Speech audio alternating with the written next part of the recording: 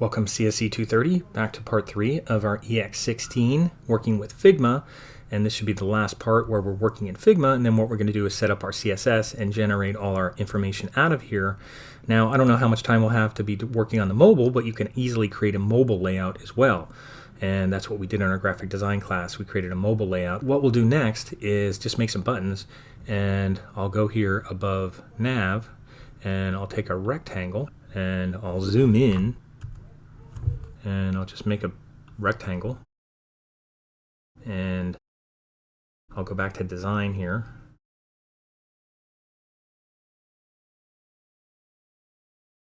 and I'm just going to find some yellow color. I forget where I got the original yellow color, but it was something like that I think I used.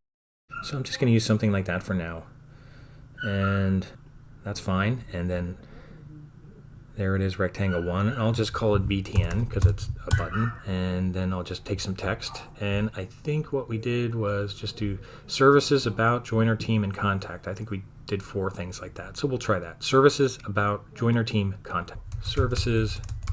Now I don't want that big. It's probably going to be somewhere around 16 or 18.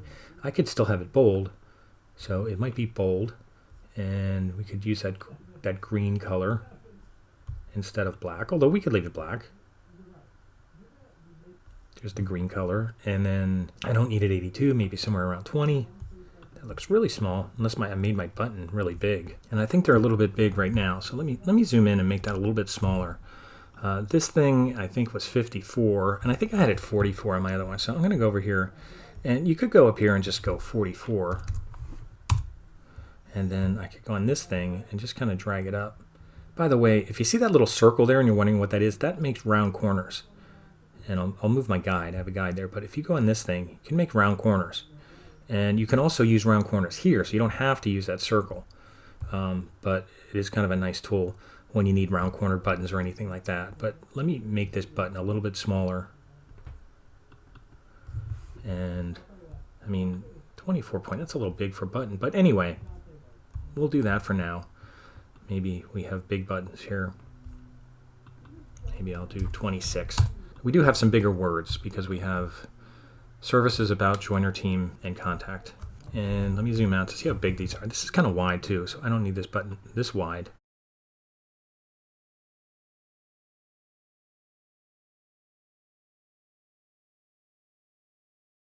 If you ever have trouble grabbing it, just grab things up here, service button. And you can group them together. You can actually, I think if you select both of them, they have all these tools where you can align them up and down, align them on center, and then you could group them. And I'll do that. I'll use Command G. If you're not sure what to do to group, just go to Edit, and there should be a group option. Object, group selection. Command G, the same you would use in a lot of other programs. So I'll group selection, and I'll just drag copy. Now you can make these things components so that if you change one, they all change. I don't know if we have to do that right now, but I'm going to highlight this and put about, and then I'll make another one, copy the group again. I'll hold Option and drag that over. This one is going to be join our team, so this will see if we have enough room here. Now when we go in here, you can see it's not lining up correctly. And what I might want to do here, do Shift Command G and ungroup it and take it out of being a group. That way I could highlight them together. Oh, you know what? You know why they didn't stay correct?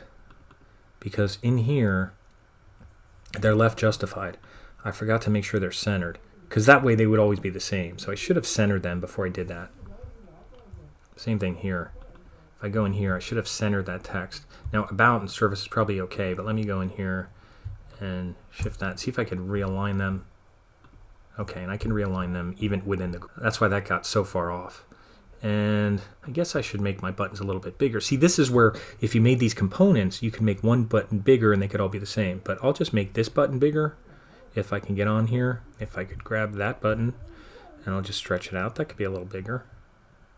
Because maybe you'll just use padding on either side. We'll see. And that way I'll make sure that this is centered, and while they're still selected, I'll group these again, Command G. And now they're called Group 2, Group 3. And you could name these buttons but I just have them as groups right now. And then the last one was contact. Maybe I'll just copy this one and put this at the end. And obviously I'll have to move them over. But now if I put contact here or contact us, it should be okay. That should fit in okay. Now I don't want this stuff over to the end. So I'm going to move these over. Let me zoom in. And again, it'll take you time to get used to how this works. Doesn't have to be perfect. We're just trying to get used to it. And I could put on my Control G and see where my column is and have that end on the column. And then just move these in. You could have spaces between here, or you could just have them like butt up against each other, whatever you want to do.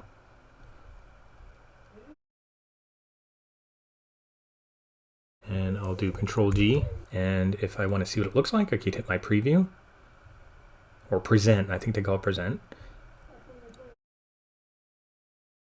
And this is what it looks like. So that doesn't look too bad. So other than a little kind of bump there that I could fix. But again, this is just a prototype. This is just something to show a client of what it's going to look like.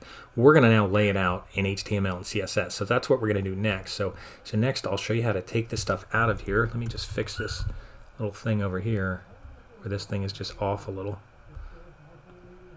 And I'll just bump that up. And everything seems okay right now.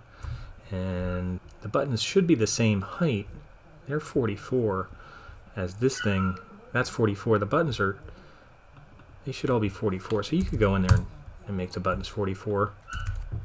And as you get used to this, you could do all kinds of things. Like I said, I've only been messing with this for a couple of weeks, so I'm certainly not an expert, but I really like it. It's certainly better than trying to do this all in Photoshop. Okay, so there's our layout, and what we're going to do is we're going to just export anything we need and put it into Replit. So we'll do that next. I'll do all that stuff in our next video. So that's the end of part 3. We'll do that in part 4.